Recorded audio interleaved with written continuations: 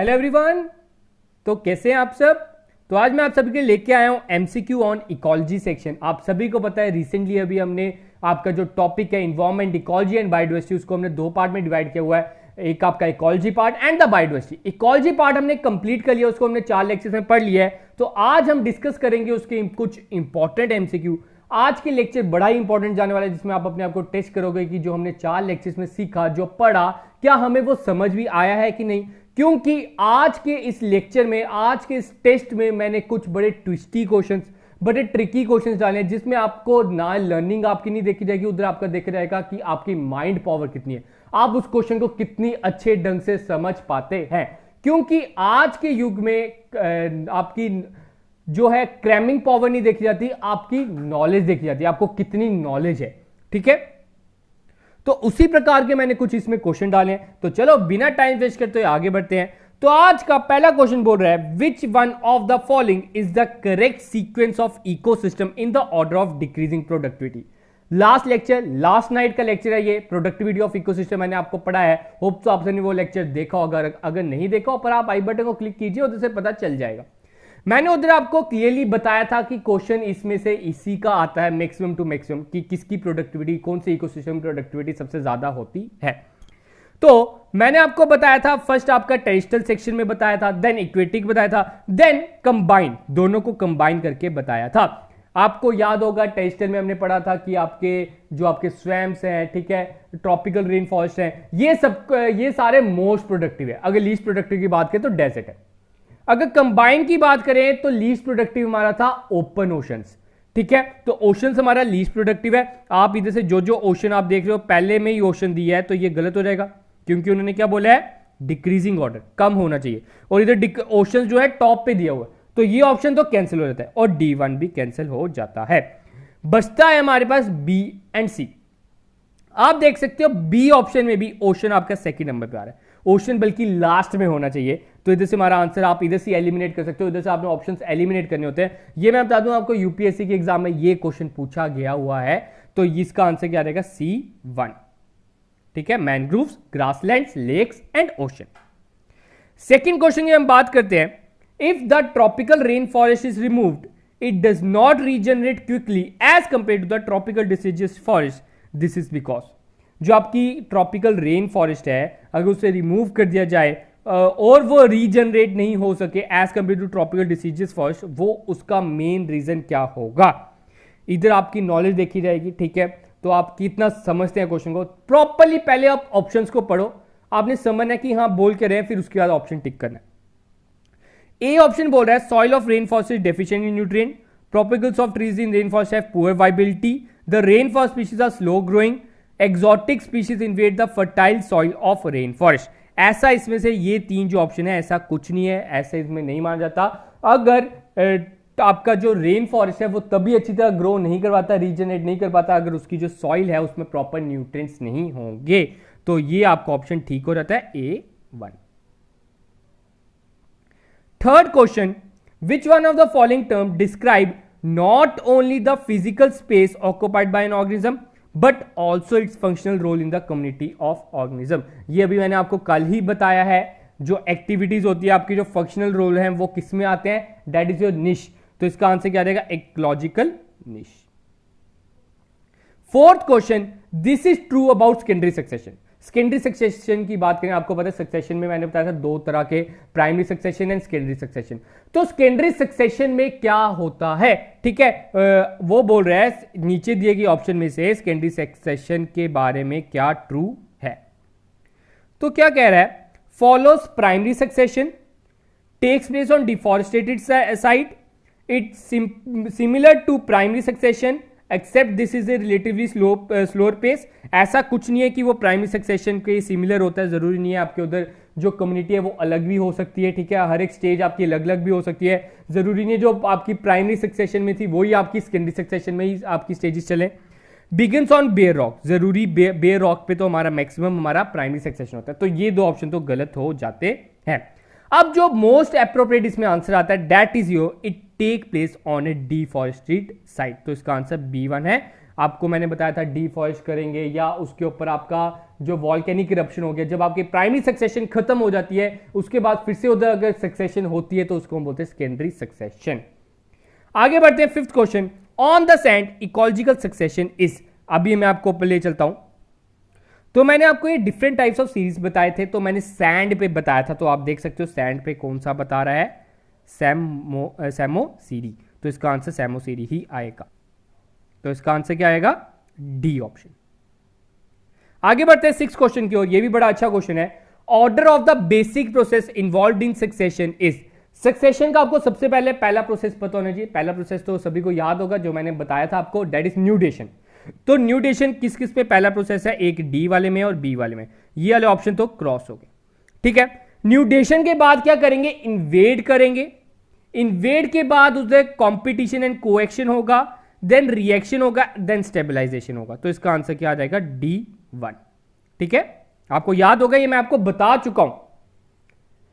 Seventh question, in ecological succession the final stable community is known as.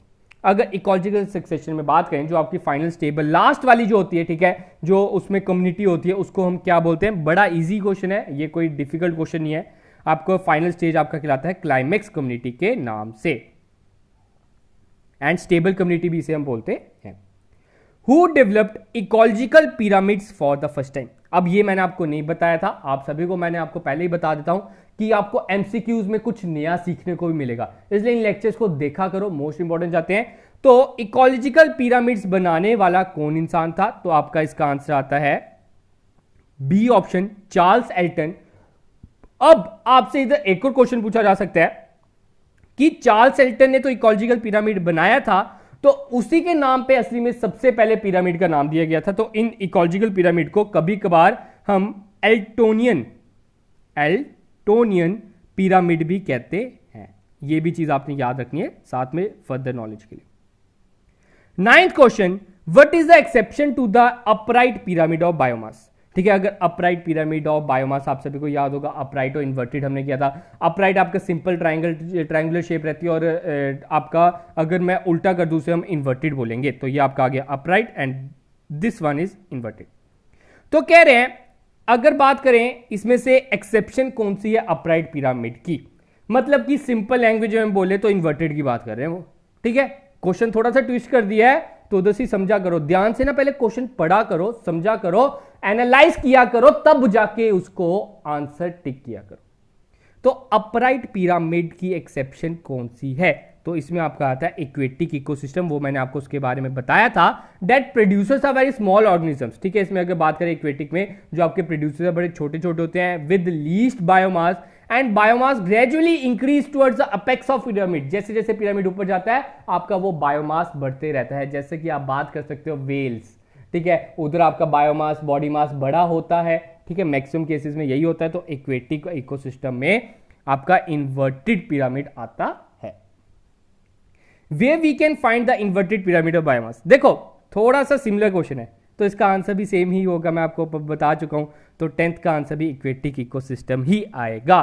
तो main चीज ये था कि आपको पता होना चाहिए कैसे आंसर टिक करना है। 11th question, what is called the term in which all the living organism that occupy an area undergo primary succession in the beginning stages.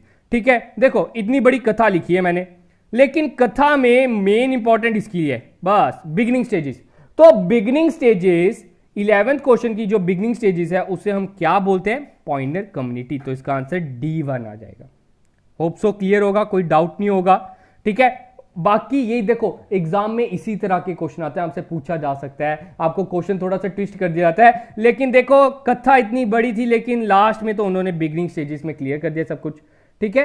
तो इधर से आपने क्लियर करना है। तो ये आपका 11th का आंसर क्या आ गया, D1। अगर आपको अभी लेक्चर अच्छा लग रहा है, प्लीज गाइस वीडियो को अभी पॉज कीजिए, दोस्तों के साथ जरूर शेयर कीजिए, अपने व्हाट्सएप पे शेयर कीजिए, अपने सभी ग्रुप्स में शेयर कीजिए, ताकि ये सभी जरूरतमंद स्टूडेंट्स, आपके फ्रेंड्स इसका आनंद और लुत्फ उठा सके।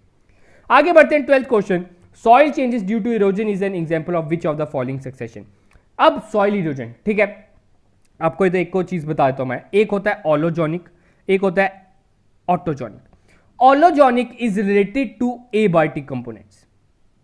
वो सक्सेशन जो एबायोटिक्स में होगी उसको हम बोलेंगे ऑलोजोनिक। वो सक्सेशन जो बायोटिक में होगी उसको हम बोलेंगे ऑटोजॉनिक। ठीक है, बायोटिक आपको पता है living, abiotic is non living. तो सॉइल इरोजन क्या है? Soil erosion is your sir abiotic. तो एबायोटिक सक्सेशन किसमें होती है? एऑलोजॉनिक में। तो 12th का आंसर क्या आ जाएगा? A1। 13th question, match the following. देखो आपको इस तरह के क्वेश्चन आते हैं, इसलिए इसका इन क्वेश्चन का ध्यान रखा करो। हमने मैच द फॉलोइंग करना है। ये आपका सॉरी अर्थवॉर्म है, ठीक है, इसे करेक्ट कर लो, ये अर्थवॉर्म है। तो देखिए ध्यान से ऑप्शन आप देखिए, आपको क्लियर हो जाएगा। देखो इसमें एक जाना पहचाना मुझे सिर्फ और सिर्फ एक लग रहा है, दैट इज योर सक्सेशन। ठीक है, सक्सेशन को मैं किसके साथ मैच करूं? सर सक्सेशन को आप पॉइंटर के साथ कर दो। ठीक है, ये कर दिया। फिर कल मैंने आपको इकोसिस्टम सर्विसेज बताया था, सर इकोसिस्टम सर्विसेज को आप पॉलिनेशन के साथ मैच कर दो। तो देखो आप इधर से अगर क्लियर हो जाते तो ठीक है। सक्सेशन आपका आ गया फर्स्ट, ये तो सिर्फ और सिर्फ मुझे डी में मिल रहा है, तो इसका आंसर डी ही होना चाहिए। लेकिन साथ में इसका मीनिंग बताता हूं। एक है आपका natality. Natality is the another name for birth rate. Birth rate का ही दूसरा नाम है नेटिलिटी। क्लियर हो गया? तो बर्थ रेट किसके रिलेटेड होगा? Sir population growth. और अर्थवॉर्म किसके रिलेटेड होगा? Detritivore. ठीक है, तो इधर से आपके क्लियर हो गए। ए का ऑप्शन 2, बी का 1, सी का 4, डी का 3। ठीक है, आगे बढ़ते हैं। 14th question, which of the following is a unit of productivity. कल हमने प्रोडक्टिविटी ऑफ इकोसिस्टम पढ़ा, प्रोडक्टिविटी इन इकोसिस्टम पढ़ा, तो मैंने उसमें आपको बताया प्रोडक्टिविटी अगर बात करें तो उसका यूनिट क्या है। 2 यूनिट्स मैंने आपको बताए थे, एक gram metre square per year या कि आपकी calories metre square per year. ठीक है, तो इसका आंसर क्या रहेगा? D1। क्योंकि ये यूनिट होता है, ये आपका टाइम बेसिस होता है, इसलिए इसमें ईयर आता है। ईयर का ध्यान रखना, आपको इधर ही आप कंफ्यूज होने की बात नहीं होनी चाहिए। आगे बात होती है व्हाट इज एनपीपी। नेट आपको याद होगा, नेट प्राइमरी प्रोडक्टिविटी हमने किया था, एक ग्रॉस प्राइमरी प्रोडक्टिविटी किया था। अगर हम ग्रॉस प्राइमरी प्रोडक्टिविटी में से रेस्पिरेशन लॉस काट दें तो उसको हम बोलते हैं net productivity, net primary productivity. तो इसका आंसर क्या रहेगा? D1, R for respiration.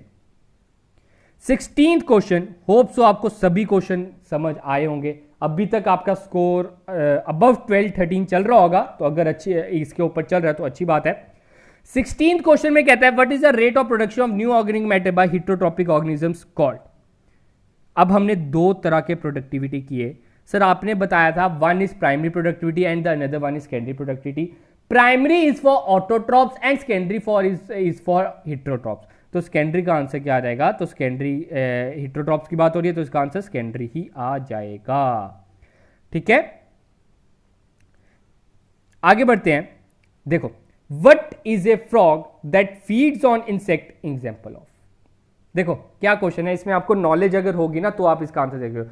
तभी मैं कहता हूं कंसेप्ट पे फोकस करो, मार्क्स अपने आप आ जाएंगे। मैं देखता हूं कि बच्चे सिर्फ और सिर्फ एमसीक्यू पे फोकस करते हैं, जितने मैं एमसीक्यू लगाऊं। नो डाउट ये अच्छी बात है कि एमसीक्यू लगाने चाहिए, एमसीक्यू की प्रैक्टिस करनी चाहिए, लेकिन साथ में अगर आप लेक्चर देख लोगे तो बहुत ज्यादा बेनिफिट हो जाएगा। बिलीव मी, आपको बहुत कुछ नया सीखने को मिलेगा। कोई भी शॉर्टकट, कोई भी आपको उधर आपकी सक्सेस की ओर नहीं लेके जाएगी। ठीक है, कभी भी शॉर्टकट मेथड को ना अपनाओ। थोड़ा सा अगर आपको लॉन्ग कट भी लेना पड़े तो लीजिए, बहुत कुछ नया सीखने को मिले। ठीक है, it's all about experience.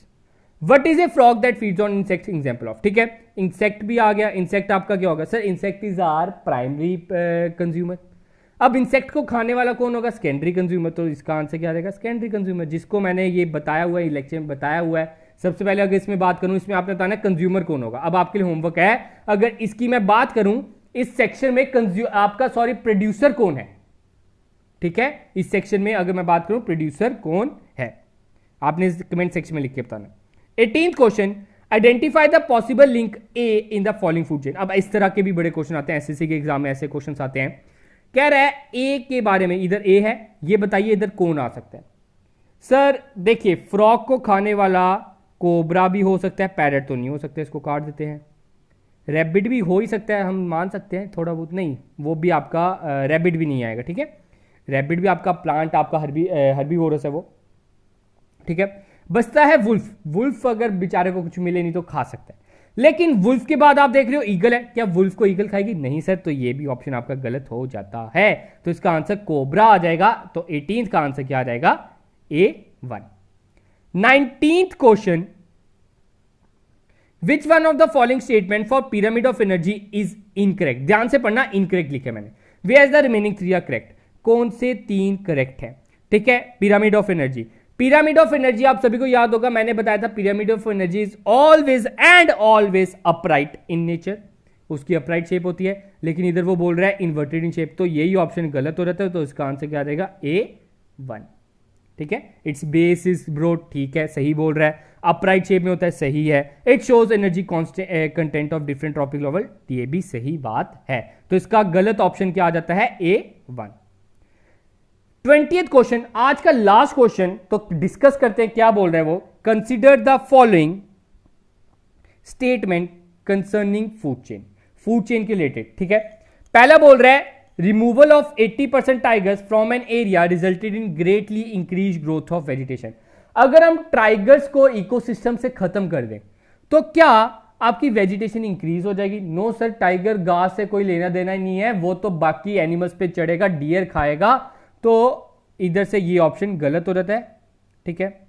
Removal of most of the carnivores result in increase of population, obviously बात है, अगर हम टाइगर वगैरह लॉयंस वगैरह खत्म कर देंगे तो जो आपके उसके नीचे वाले ट्रॉपिक लेवल आ जाती है तो उनकी पॉपुलेशन बढ़ जाएगी, क्योंकि उनको खाने वाला कोई नहीं है, तो इसको हम टिक कर देते हैं। The length of food chain is generally limited to 3 to 4, ये भी मैंने आपको बताया था 3 और 4 ही होते हैं, मैक्सिमम टू मैक्सिमम कभी 5 चल जाते हैं, तो ये भी टिक कर देते हैं। लास्ट वन बोलता है the length of food chain में vary to 2 to 8 trophic levels. अब जो 2 है, 2 ट्रॉपिक लेवल्स बड़े रेयर होते हैं और 8 तो बहुत ही रेयर होगा, ठीक है, क्योंकि उधर तक आपको होता है हमने 10% एनर्जी ट्रांसफर करनी होती है, तो 8 ट्रॉपिक लेवल होंगी तो कितनी एनर्जी पहुंचेगी 8 में वे, तो ये भी ऑप्शन गलत हो जाता है। तो कौन कौन से ठीक हुए sir? B and C are the correct option, therefore A option is the right one, तो इसका आंसर क्या आ जाएगा? A option. होप सो आपको क्लियर होगा, ये जो मैंने 20 क्वेश्चन डिस्कस किए ये आपकी इकोलॉजी के कंप्लीट कंपाइल्ड पीडीएफ बन के जो मैं आपको टेलीग्राम पे प्रोवाइड कर दूंगा विद आंसर्स की, ठीक है। तो आज रात को बैठ के पहले एंड में मैं इसके आंसर्स भी लिख दूंगा, तो आपको प्रोवाइड कर दूंगा, बोल्ड कर दूंगा आंसर्स, ठीक है, फिर मैं आपको प्रोवाइड कर दूंगा। तो आपने अब कमेंट सेक्शन में लिख के बताना है कि आपको कितना स्कोर आपका गया, कितना आपको समझ आया, क्या आपने नया सीखा, और दोस्तों के साथ जरूर शेयर कीजिएगा। तो today we are also done with the MCQ section of ecology. तो मान सकते हैं हमारा इकोलॉजी भी खत्म हो गया। इकोलॉजी के ऊपर एग्जाम तक और एमसीक्यू आते रहेंगे, घबराने वाली कोई बात नहीं है, भागने वाली कोई बात नहीं है। बायोडाइवर्सिटी भी मैं कराऊंगा, आप टेंशन नहीं लीजिए, आप तक सब कुछ पहुंचाया जाएगा। बस आपने क्या करना है, घर पे बैठना है, वीडियो देखना है, रात के 10 बजे मेरी ओर से लेक्चर आता है, तो आपने वो लेक्चर देखना है, और साथ में टेलीग्राम हमारा चैनल है, उधर भी आप हमें ज्वाइन कर सकते हो। तो गाइस आज के लिए हम अपने लेक्चर इतना ही रखते हैं। होप सो आपको लेक्चर अच्छा लगा होगा। अगर लेक्चर अच्छा लगा तो दोस्तों के साथ जरूर शेयर कीजिएगा, लाइक जरूर कीजिएगा, सब्सक्राइब जरूर कीजिएगा, और अपना फीडबैक जरूर दीजिएगा। तो आज से इतना गाइस, तो मिलते हैं कल नए लेक्चर के साथ। आज के लिए अलविदा।